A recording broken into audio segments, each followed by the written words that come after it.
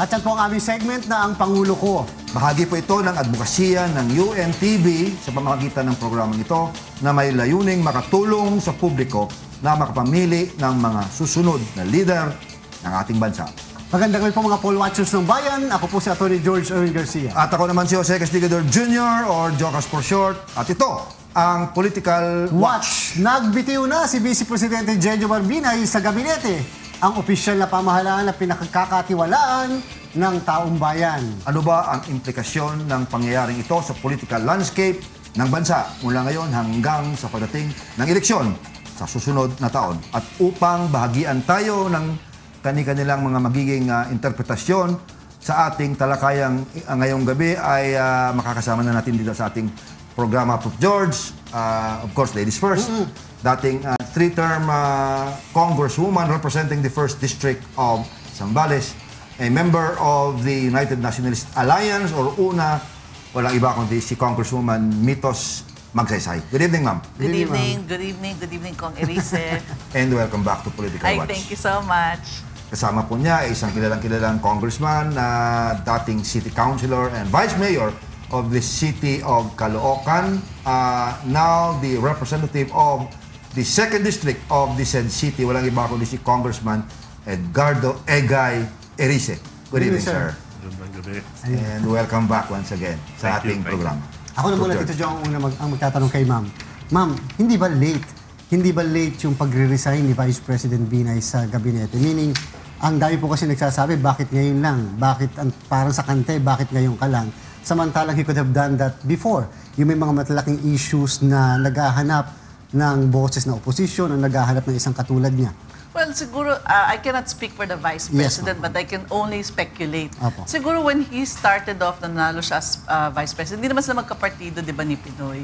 Pero I think ang goal niya at that time was to help Pinoy's administration to the best that he can. And siguro dahil family friend sila ni Pinoy, from way back pa, sinuportahan ni VP Binay si dating Pangulong Cory Aquino, siguro binigyan niya ng, nagkaroon siya ng syempre ng kumpiyansa dahil they're family friends. So binigyan siya ng position as housing czar at saka yung head ng OFW. So he just performed this job in the housing sector at saka sa OFWs. And I think naman based on his performance, wala naman sigurong maipupuna o maibabatikos ang mga tao with regards yung performance niya as housing czar at saka sa OFW. Kasi marami naman pong naging gains ang Aquino administration through the help of Vice President Binay. Congresswoman, ano pa ba ang mga magiging implikasyon nito?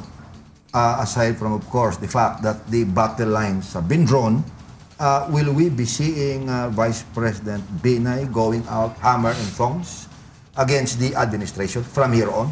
Well, siguro, the way I see it, kasi syempre, sabi mo nga, the battle lines are drawn. Siguro, in a month or so, yung pinag-usapan ni Congressman Erice, siguro anoint na si Pinoy ng kanyang kandidato, and definitely it's not Vice President Binay kasi nagsalita na po si Pinoy. So, siguro, people should not take it against him if he starts talking about issues that he feels na nagkaroon ng shortcomings ang Pinoy administration.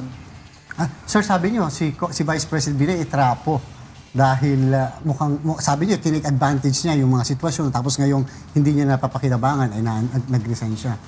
Hindi po ba naman sa isang public official, dapat lamang na, siyempre sir, kung makakapaglingkod ka sa mamamayan na meron ka magagawa, okay lang na magawa mo na, pero pagka wala ka ng tiwala doon sa administrasyon, kailangan tumiwalag ka na. If you will remember, George, as early as more than a year ago, nanawagan na ako na magbitiw na sa gabinete si Vice President Binay. Kasi nakikita ko may conflict talaga eh. Nandun siya sa gabinete, pagkatapos meron silang mga pinag-uusapan ng mga programa. Pagkatapos noon, may mga programang successful ang Aquino administration, kasama siya. Pero pagka merong hindi na maiwasan na may palpak o may kakulangan, ang mga pangunahing bumabatikos sa administrasyon, yung mga kasama niya, si Congressman Tiangco, na presidente nung una. So parang ang nakikita ko sa kanya, namamangkaso sa dalawang ilog. Mahalaga yung opposition, it will provide check and balance. Pero kung hindi malaman kung oposisyon ka o administrasyon ka, nakikinabang ka pareho sa administrasyon at sa oposisyon, unfair naman yung ganong sitwasyon. Kaya noon, last year, nanawagan na ako na mamili ka. Are you the leader of the opposition or you belong to the administration? Di po ba dapat, Congressman, amyendahan na natin ang ating saligan batas para bumalik na tayo sa two-party system? Because we have a presidential form of government.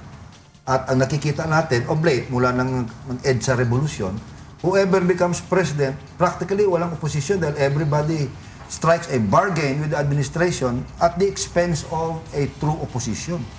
Kaya nga ang nangyari nga, sumama muna si Vice President Binay, ngayon pa lang siya lalantad. Tama po yun. Kailangan na natin sigurong, ako po ay bilang Vice Chairman ng Committee on Suffrage and Electoral Reforms ay nagpapanukala ng maraming mga reforms, political reforms. Yun nga, nakita nyo yung political dynasty, yung pagbabawal ng political turncoatism para maiwasan yung mga ganyan. At mahalaga talaga na sa aking pananaw, mahirap lang bilang isang miyembro ng administrasyon, mahirap magsulong ako kaagad ng isang bagay na napaka-radical na walang basbas ng leadership. Ako gusto ko talaga magkaroon ng constitutional convention. Yes, sir. Ma'am, sa inyo pong palagay, kung hindi bumaba ang Vice Presidente sa kanyang recent survey, sa rating, ganun pa rin po kayang gagawin that he will definitely resign from this administration? I think he will definitely resign. Kasi I don't think that it would be proper for any appointed official to still stay in his job. Kasi it will be unfair for the Filipino people na you're expecting them to perform their duties and obligations as a cabinet member, as an appointed secretary, kung yun ang trabaho niya. Tapos doon nangangampanya lang siya sa buong Pilipinas using government time. And that's why siguro may mga ibang mga kandidato ngayon, nababati ko sila na they're going around the country using government time, government resources, and government money. So I think for any candidate, whether it was VP Binay or whether it's, let's say, the presumptive leader of Liberal, which is Mar, if they resign, then they should do that. But Yeah. I just have a question. I just have a comment. You know, being in the administration doesn't mean that you cannot voice out opinions that may be contrary to the position of the administration. I remember when I was a congresswoman, I was a member of the majority in the House. And I used to comment and I used to get mad at the cabinet secretaries of the then President GMA to the point that they were already questioning me, bakit ka lagi mo pinagagalitan cabinet secretary ko? Kasi ma'am, mali ho yung policies nila. And you know, it takes political maturity for a leader to accept if in case there are flaws, if in case there are shortcomings, they have to accept this and probably use it as a tool to be able to improve their performance. Bakit po? Ibig sabihin, ma'am, Opo. bawal ang maging robot. Diba? You can be with the administration without being a robot, controlled completely by the administration in because power. you must remember the party in power. You must remember that if you're in the legislative branch of government, it is your job to oversee all the implementations being done by the executive branch and by the judiciary. And let's face it, there are in any government, walang perfect. There will always be imperfections, there will always be flaws, there will always be shortcomings. But it is up to the leader, if he is politically mature enough to accept, kung sakali may pagkukulang, then he should take note. At sasabihin niya, mayroon ba pagkukulang ng oo? And then he should take steps into improving it. But it doesn't mean na kumukontra ka at kalaban mo ang gobyerno. Pero ma'am, before akong pumunta ulit kay Congressman Egay po, pero bakit po ang comment naman po nitong mga nasa palasyo, bakit hindi po niya sinamantala yung panahon na nandun siya sa mismong miyembro ng gabinete at sana kinausap na lang niya ang Pangulo doon sa mga concerns niya na na-raise niya kahapon sa kanya pong Alam speech. mo, if I remember yung point na sinabi ni Kong Irisa na pinapapili niya si Vice President Binay, I remember meron yatang nabanggit si Vice President Binay last year. He said something which is taliwas to what the administration was doing. Ang tingin ka agad sa kanya, kung ayaw mo yung ginagawa na, mag-resign ka na, the door is open, umalis ka na. Which I think should not be the demeanor of anybody sitting in government. dapat lagi mong tanggapin, baka may punto Hindi siya. pwede balat sibuyas. Oo, hindi dapat, tingnan mo, baka may punto siya. Kung meron, mag-usap tayo. I'm sure naman, hindi naman kasi, bawat cabinet secretary, may kanya-kanyang moments siguro sila kay Pinoy. And meron sila kanya-kanyang opinion na hindi naman kailangan i-broadcast sa lahat ng kasama niya sa gabinete. Na ito pinag-uusapan namin at ito na pag-agreean namin. Kasi hindi naman siguro magiging effective siya sa position niya as housing czar at saka as OFW kung hindi naman din siya nakikipag-usap sa kanyang Pangulo. Pero sir, hindi po napaka-valid naman po ng mga ni-raise na issues ng Vice Presidente, PDAF, DAF, and then... George, I agree with Congresswoman Mitos na as far as legislators, pwede kami na kahit na ako, Mag-fiscalize. Mag-fiscalize. Kahit na you belong to the it's a same different majority. thing with the Vice President. Okay. Because he's also a cabinet member. And a cabinet member is an alter ego of the President. Yes, sir. So, merong venue para sabihin niya lahat ng mga puno niya, mainit ang pagtatalo, yan yung cabinet meeting. Pero sir, valid po yung mga issues na na-raise ng Pero Vice dapat President ni-raise kahapon. niya, sabi nga ng Pangulo kanina, narinig ko ang Pangulo, marami ka palang kinikimkim, ba't hindi ka nagsasalita? Bakit sa pagka pampublikong pagsasalita na yan, iba na yan.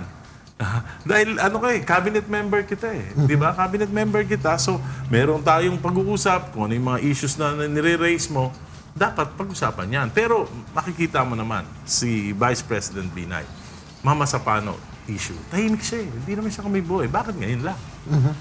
Ang gobyerno naman ng Pangulong Aquino, pagdating sa Mama Sapano, very transparent. Nagpaliwanag nila ulit si Pangulong Aquino mula sa mga chief of staff, mga general, hanggang sa mga pinakamababang opisyal ng Armed Forces, ng Philippine National Police, humarap sa Senado, humarap sa Kongreso.